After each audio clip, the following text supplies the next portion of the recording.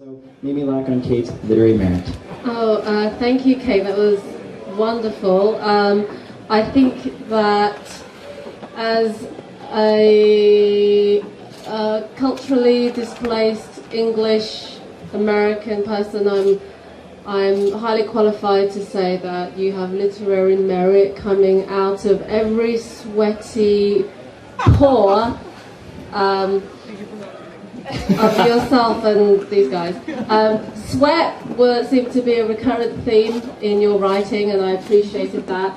I also noticed the, I don't know, I had lots of images floating towards me, like disembodied body parts, like babies crawling across a floor and the absence of legs and a potato, and I think I'm going to have nightmares for some time. If I had to compare I would say Tennessee William definitely came up for me. A little splash of Joan Didion, and a soupy twist of your favourite soft, coarse Danielle Steele scene. And I mean that as a brilliant compliment. Mimi Lack, ladies and gentlemen. Literary Merit. Performance. So on performance, I find that when I read something that I've written in public, I kind of screw it up and I pause in the wrong place and I go up when I should have. So I thought it was excellent the way you read it. Love your sweater.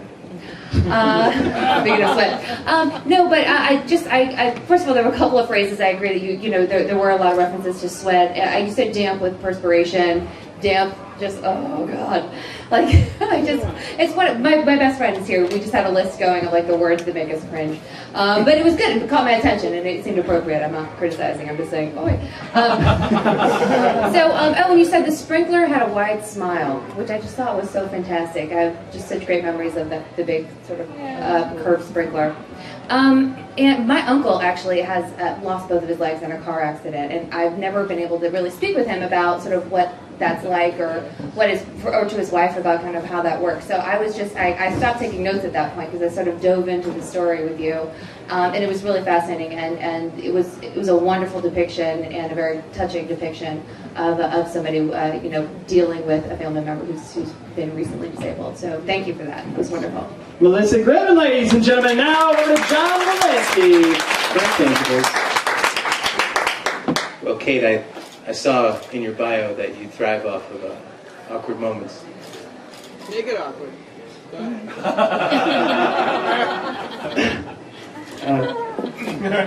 Don't hit on it.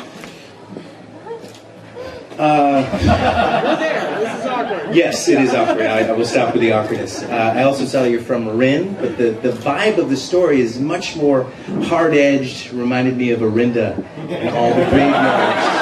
It's a graveyard you'd see in Marinda, so way to stretch. That's my first note. I heard as you were reading the music coming from downstairs, I think it was Bad Religion or something. It was very faint. It reminded me of being in a kitchen in summertime, so it kind of put me where this story was taking place. I also noticed our point of view. We can see, you know, what they're reading. 14 points to Homa font. Very strong choice. Very bold. But the thing that stood out to me the most was the mention of a bag of walnuts in red chili powder, which is actually on the menu here at the Elbo Room. So, also well done in terms of choice, in terms of the whole package. That was a great story. Great job. And one of my words that make me cringe is moist. Just keeping with the whole sweat. And the David Foster Wallace thing. Yeah. Very, very tactile experience tonight. Anyway, congratulations. John Wolanske with the Angels, and now back to Mimi Lack, the Griffin Literary Merit. Joe, this is more of a performance note than a literary merit note, but I thought it merited a mention. Your double foot stage leap really caught my attention. That to me conveyed an absolute commitment to your performance and your work. So I just wanted to point that out. Maybe you want to, build on that later. Just giving Melissa notes. I love the way you began, which I believe in literary terms is called staccato. And I love the rhythm of your delivery throughout, and it really struck me. I don't know why there wasn't any science fiction mentioned, but I wrote down Total Recall and John Woo and Condor Man. In that kind of, I mean, I think that the strength of a piece of writing is all the stuff that sort of floats up in between that's really unexpected, and all the associations that your audience or reader makes unexpectedly. And I think it just had this kind of real kind of machismo, competitive, dystopian fight for survival on rollerblades. That Total recall. Total recall. And so, thank you. And I think one takeaway, my favourite line was, "You can't get down to Flatsville."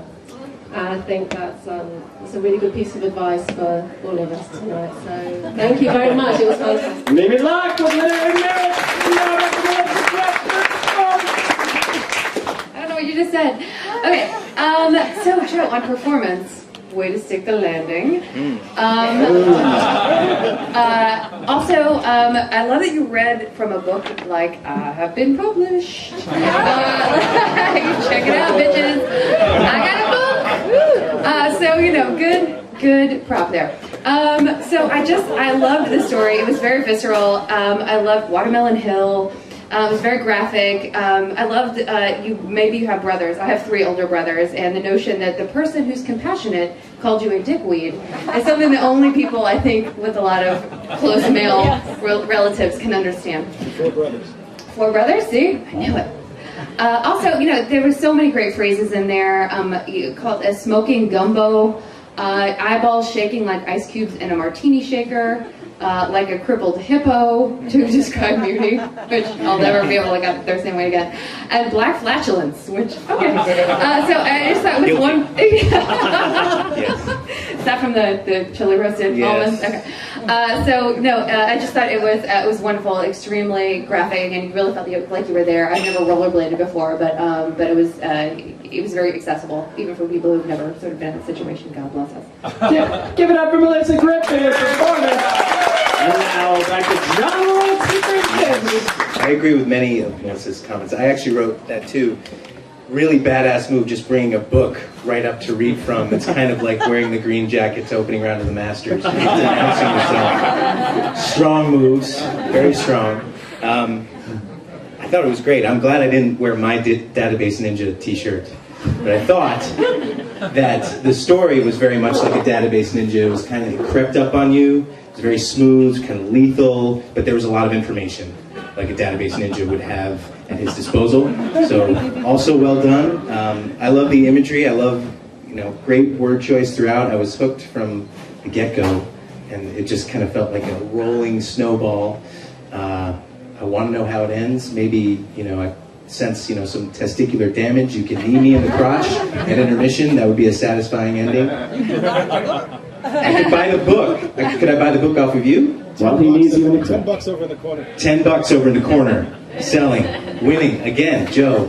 Winning. What else did I write? Some of the verbiage that stuck out to me: watermelons, strawberry gristle martinis. I was hungry. I want to eat dinner now. Maybe a bag of walnuts and red chili powder on the menu. It was just a very sensual experience. Congratulations. John Wolanske.